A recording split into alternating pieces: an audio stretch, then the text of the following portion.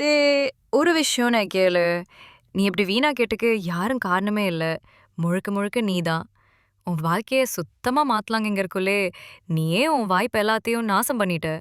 முடியும்னு சொல்ற, ஆனா ஒண்ணுமே செய்ய மாட்டேங்கிற.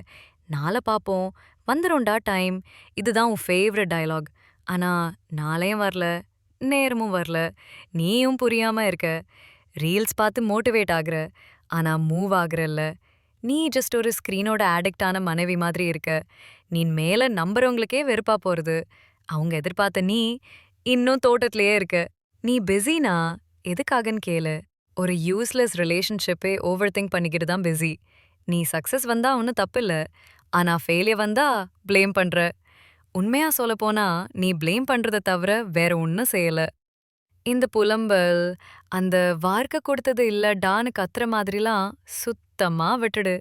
நீ தான் ஹீரோ, நீ தான் வில்லன். நீயே முடிவெடுக்கணும். இனிமே நீ உன்னால வளரணுமா? இல்ல வேற யாரோ உன்ன மேல அடிக்கணுமா? நீ வீணானதுக்கு காரணம் நீதான்டா. நீ இப்போயும் ஏதாவது எக்ஸ்கியூஸ் சொல்லப் போறியா? அதானா நீ? இல்ல இந்த நிமிஷம் மொதலா ஒரு மாற்றம் பண்ணப் போறியா? வாழ்க்கைய மட்டும் ப்ளேம் பண்ணாத. உன்னையும் ப்ளேம் பண்ணு. அப்பதான் உன்னால தான் நீ மீண்டும் வளர முடியும்.